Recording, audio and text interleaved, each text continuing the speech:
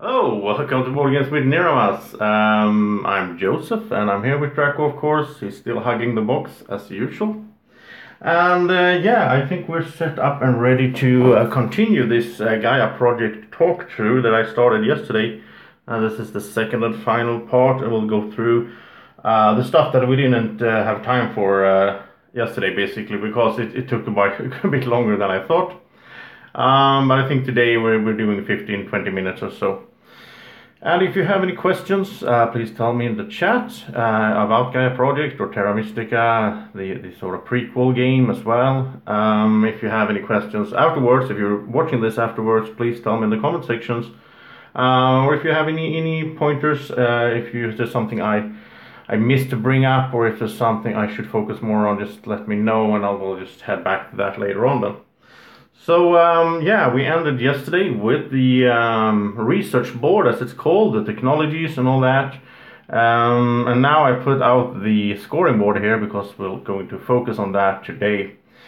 So let's start off with the scoring board. Then the scoring board have a few different parts. We have the part over here that is the 2 game goals that you will have each game, and I really like how these tiles fit in there really nicely. So I mean, the scoring is, of course, you have the scoring. First of all, you have the scoring for the research board. So depending on, as soon as you get over this line here with your pawn, if you get over here, you get 4 points. That's 8 and that's 12 for each row that you're on there. So that's one way to score, to get up on that track there. Another way to score is this one where, well, you get 1 point for each 3 of these you have at the end, yeah. But the main part here is to score is the 2 different missions that are out for the game. And so they're always like this. The first ones get 18 points, the second get 12, and the third one gets 6. If it's a tie, then you split the points there. And what you do is you put these little markers out here to indicate how far you have gotten on each. So halfway through the game you can see how you're doing, if you're close to being the first one or the second one and so on, which is a really nice system as well. You don't, in Terra Mystica you had to sort of sit there and count all through the game. Here you can just check because you see, oh, okay, yeah, he's ahead of me here, but that's okay because I know that I will do something as well. So let's go through these different ones that are in the game, and I do need, let's see, some of them I know just by heart, and some of them I do need some help here from the manual. Well, let's start with the ones that I know. This one is for different kinds of planets. So this is different planet types. You want to be on, you want to spread out. And of course, as I talked about yesterday, with the Gaiden faction, they want to do that to get knowledge during the game. And also, if this one is out, then Gaiden, of course, is stronger because they will do that anyway, right? So this one is kind of cool. Then we have this one here, which is to own the most structures, and that's basically every structure. You just want to have as many as possible. So you want to also, again, you want to spread out, of course, but this one doesn't really care what type of planet you're on. And let's say these were out here, of course. Then when I build a new structure, I would mark it here to just indicate how far I got in there. Let's see, and then we have this one, which is interesting. This is to be in different sort of tiles here, space sectors as it's called. You have to have at least a structure in it. So now it's set up for a solo game here, so this is not how the board looks. Normally you should have 3 more tiles, so you should have 10 totally. So 10 is the maximum here, of course, but I guess that's kind of hard to get. But that's how that one works. I do think, I mean, this one, how many planet types are they? 3, 6, 7, 8, 9 in total, if we count the black planet that you can get up from up here. So yeah, this one is 9 as total, but this one, of course, is a lot more. How many buildings do we have?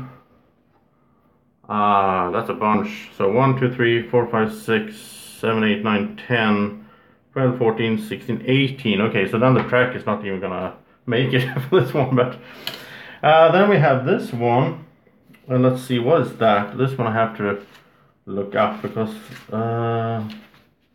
not sure. Okay, yeah, it's built the most satellites. Obviously, it's these satellites, and then you want to have federations or alliances, but when you build these, you will put up these as satellites, and you will need to get normally to the strength of 7. But I mean, you can build this in different ways. You have to go the shortest way, but you can set it up so that you get a lot of satellites out, which will win you this one. This one is to have built on Gaia planets, no matter what type of building. Just want to have as many as possible there. And finally, this one is to have the most structures that are part of a federation. That's the federation symbol, as you also see on these federation reward tiles. So, well, this would of course go well together with this one. Get a lot of satellites and a lot of cities in federation. So, depending on, I mean, there's, what is it, 6 of these, depending on which 2 comes out, that can change the game quite a lot. Because you see that from the beginning, and that can make you adjust your strategy and so on. Then we'll go over to the other part of this. This is a round tiles up here. I also like how they put all the planets out here, so you can easily see out here as well. If you are the white player, then you're going to be close to the black and the blue planet in terms of terraforming. So that's just nice to have it out there. I think it looks nice as well. So let's take a look at the tiles here. So these are the ones that we will place out here. You get 6 each game, and they will determine when you get bonus points for doing different things. So this one is just when you build, during this turn, you want to make sure you build the 2 big buildings. The Planetary Institute, or the, I think it's called like a university or institute or whatever. Something like that. Let me look that up, because I want to learn that as well. Academy is the right word. Okay, so Academy or Planetary Institute, you get 5 points if you build in that round. This is of course for the trading station, that one. This is for building a mine on a Gaia planet, so that's a bit specific. And that one is, this one is the same, but it's 4 points instead of 3. It's interesting that I have 2 of those. And this is just for building a mine anywhere. 2 points. This is for every terraform step you do. You get 2 points. That's the same one again there for 5. And then we have when you make a federation, you get 5 points. So this one you want to time in, so you do it at the proper time. Well, all of them you want to do that, but this one is 2 points for every step you take on the research board. This one is kind of cool, because let's say it's over here. Then you can really plan so that you save up knowledge, and once you get here you just spend a lot of knowledge. Then again, if you're not spending it earlier, then you might miss something that was generating, so you have to sort of think through that. But that's 2 points for every step on the research board. And finally another one for the trading station. So depending on which of these come out here, we're going to have a different game as well. So that's interesting how you can sort of, the combinations here, depending on which faction you are. I mean, it's the same as in Terra Mystica in most ways, to be honest. Just that there's some new stuff here. I mean, the satellites, the sort of the thing with different planets. You couldn't have that in Terra Mystica, because you remember you put tiles over when you terraform. So then it's not that planet type anymore that was originally, and I like that. It's not as fiddly in Gaia, because you don't have to put out tiles all the time. And it also always bothered me in Terra Mystica how those tiles you put out are circular, but it's hexes you put them on, so I don't know, it doesn't look that good. Okay, so let's go over to the round boosters, and these are the same as in Terra Mystica as well. I mean, the function is the same. You have one, and when you pass, you flip it over to you turn it back to indicate that you have passed. Now you do have what was also in Terra Mystica in the what's it called, Fire and Ice, the expansion. Let me pull out that card for you. I have it somewhere here. I didn't prepare for this because I didn't plan on talking about this card, but it's a really good one. Yeah, so in Fire and Ice you got this mechanic on where you pass, when whoever passes first gets to go first in the next round, which is a system that I really, really like. And you have that in Gaia as well. They kept that one, and I'm really happy that they did. Let's see, here is, so they have this card. That you just put your marker here, and you can just, if I'm here and I pass, the next round I'm going to be number 1. So, really nice mechanics. It's so easy, easily made. It's easy for them to put it in, but it really affects the game a lot, and it really makes it interesting to pass first. Also, another thing with passing, of course, is when you pass, you get to take a new tile. And so if someone has this tile and I really want it, I have to wait for them to pass so they return it before I can take it. So also one change here from Terra Mystica is the ones that are not taken are not getting any gold. So you don't have any physical gold, which I also like. You have it on the board instead with the markers here that you move. Just makes it a lot less upkeep in this game, which is just nice, just streamlined.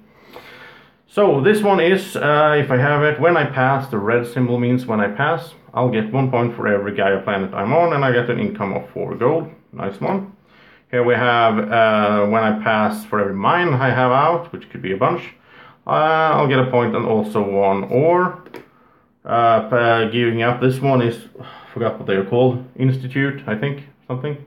Laboratory, maybe. I think it's laboratory. When I pass, 3 points for each of one of those. You can have up to 3, so that's also knowledge. And here we have power rotation, and this one is interesting. This is an action to get an extra 3 range once during your turn. This can be really huge, especially in the beginning of the game when you have some struggle with the range. And you can sort of combine this action. You use this action, but you can combine that with either sort of building a mine, or if you're sending out your Gaia former, your ship, you can combine that. So this is when you pass, you get 4 points for each of those big buildings. And now, in difference of Terra Mystica, now you can have 3, right? Used to just be 1 of each, but now you can have 2 of this one. So 2 academies, 1 planetary institute, so you can get 12 points on that one. That's really huge. So that's a cool one, especially at the sort of end game when you might have all those 3 buildings. Here's the trading station, 2 points for each one you have, and an ore, and a knowledge. This one is nice as well, just gives you income. And this one is nice as well, where you get the QAC cube, really nice one, some money as well. And here we have a free sort of terraform action, which was just in Terra Mystica, where you had the free shovel. And you can combine this, of course, so if you need 2 shovels or 2 terraforms to be able to build somewhere, you can use this plus pay with ore for another one. And then you have the gold as well, and finally it's a income of 2 power to your number 1 bowl, and you have some ore there as well. So yeah, really good stuff, really nice ones. And so well, finally, I think there's only one thing left that I really want to talk about, and then you can also of course go and check out my run through for this. I'll put if you click the eye up there, you find the playlist for Gaia Project. You can find my run through there of the prototype, but it's very much the same as the final game, because it was in beta, so it was sort of a late game prototype. So let's go through these. When you make a federation, here's 6 points, 2 knowledge. It's okay. 12 points, it's okay, but then remember, this is gray. The green ones you can use to get up on the research track at the top there, or to take a blue technology tile. You flip it over and it's used, just like the keys in Terra Mystica. This one you can't. This is just 12 points straight up, but it could be great as well, depending on the situation. 8 points, and you have the QAC cube, not a bad one at all. 8 points and 2 power, that could be really nice in some situations. 7 points and 6 gold, always good, and 7 points and 2 ore is always good as well. Yeah, so I think we covered most of the game. Now we do have these. If we want to do a little bit more talking here, we do have these, so we can look through these. This is when you pass. If you have this one, you get a point for each planet type you're on. Really cool one as well, especially combined again with Gaia or with other things that have this planets, beyond many planet types. Here you get a 5-pointer when you buy it. When you take it home, you get a 5 points for each federation you have. The blue one means when you take it home, so that's 2 points for each sector you're in. 2 points for each Gaia planet you're on. 3 points whenever you build a trading station. No, a mine. Where is it? No, this is a trading station, of course. Yeah, so this one is, you want to get this early, and then you build trading stations. Perhaps you can even combine that, doing it in a round where you have this one. That's 6 points for each trading station. Really cool. But it's hard to get these early as well, of course. So here we have, when you take this, 2 points for each mine you have built, 4 points for each trading station you have built, an ore for each sector you're in. This could be really good in some situations. This is when you pass for each of the laboratories. You get 3 points. This is an action which is really awesome. 5 coins and a QAC cube. Oh, this one I really like. And then you have 2 points every time you move up the research tracks. That's awesome as well. That's something I like to do in this game. And when you pass, 3 points for each federation. When you build a mine, 3 points. And this one I have, this is so good. Just 1 action to take 3 knowledge. So I mean, and these are just, what is it? Oh yeah, we have 1 more that I put out earlier. This one is nice as well. An action to take 3 ore. And these are just 6 of these will come out every game, so there's a lot of variation here. And also again, combinations with the other stuff. That's what makes this game so much fun, because every game is going to be so different. So that is, what is it, 16 minutes? I think that's pretty much it. I won't go into the solo game and the Atoma just now, because I will do a solo playthrough where you will be able to see me play the game solo. That's why I set it up like this as well. So in a short period of time here, you will be able to see me play it solo, and you'll see how that goes. So yeah, that was a Gaia project, and that's the final part of the talk through. And I already did a run through. There's an unboxing. You can check all that stuff out. Just go to the playlist. And thank you so much for watching, and just let me know in the comment section if you have any questions or ideas and so on. So have a great evening, morning, or whenever you're watching this. Take care. Bye bye.